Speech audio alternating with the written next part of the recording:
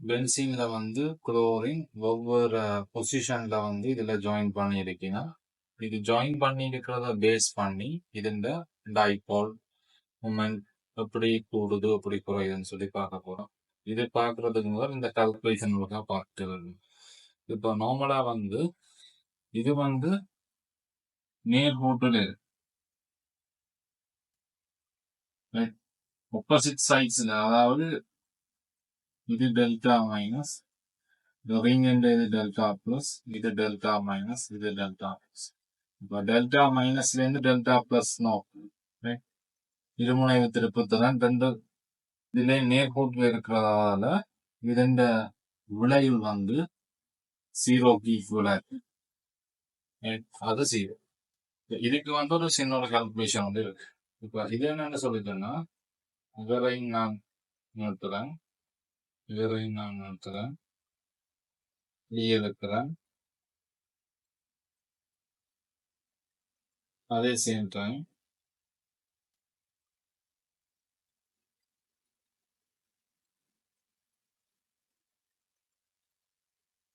இவருக்குள்ள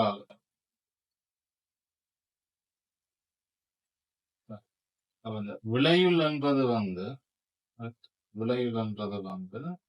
எங்களுக்கு இங்க வர போறது சரியா விளையுள். நான் இதுக்கு என்ன செய்து விட்டா சரி, ஒரு விநியோகத்தை பூர்த்தி செய்து விட்டா சரி.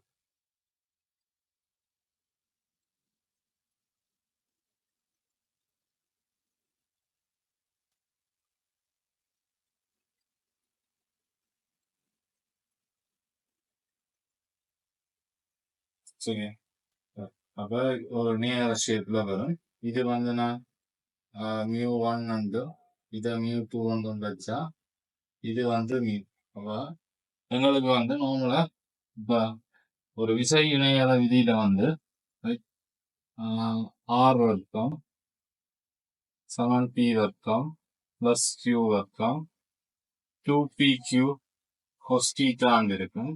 இதுல நான் மியூ சார்பா எடுக்கிறதால மியூ சமன் μ1 வர்க்கம் பிளஸ் μ2 வர்க்கம் 2 μ1 μ2 கொஸ்டீட்டா. இப்ப இதை பொறுத்த வரைக்கும் நான் மியூ கால்குலேட் பண்றதுண்டா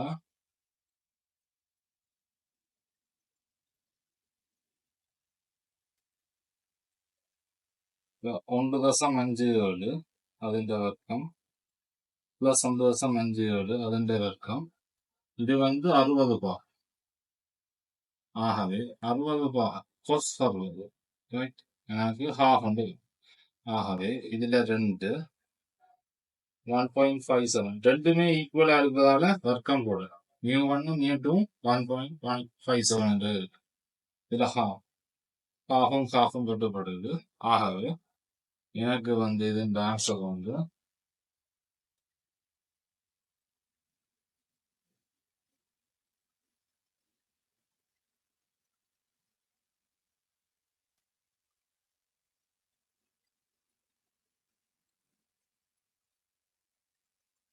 ருட்டுக்குள்ள வார ஆன்சர்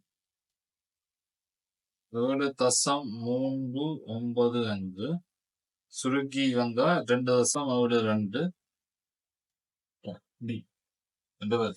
சரி, இப்ப இதே நான் இதுக்கு கால்குலேட் பண்ற நேரம் மியோ μ1 μ2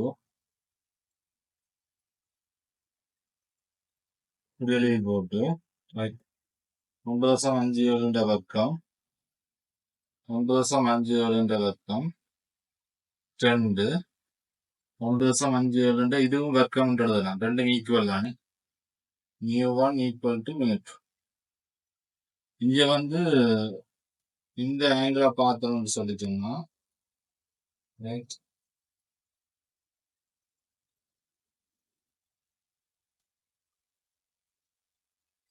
இவ்வளவு 120 பா.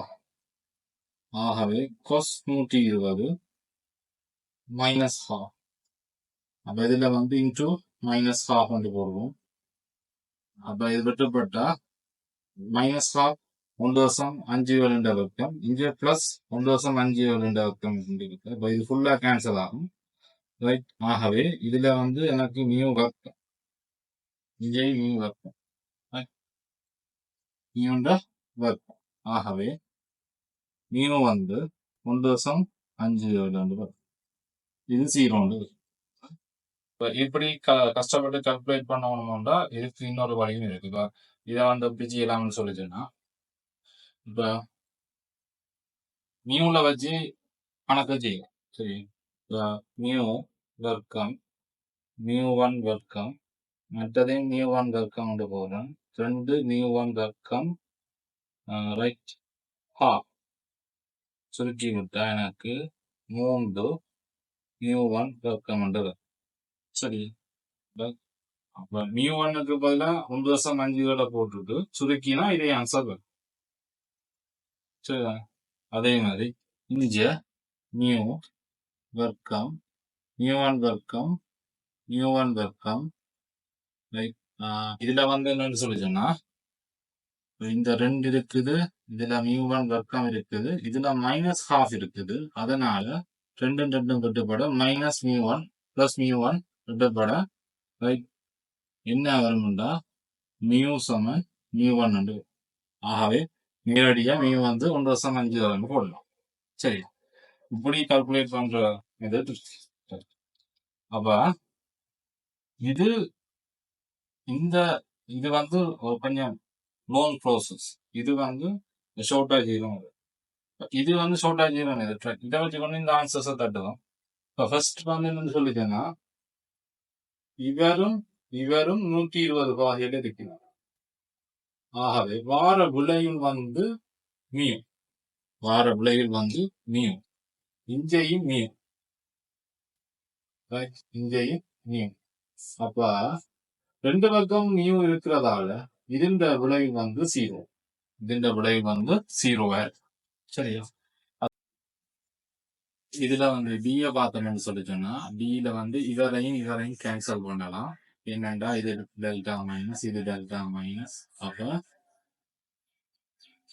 ஒரே நேர்கோட்டில் இருக்கால நான் கேன்சல் பண்ணலாம். ஆனா இது வந்து 60 பாகைகள்.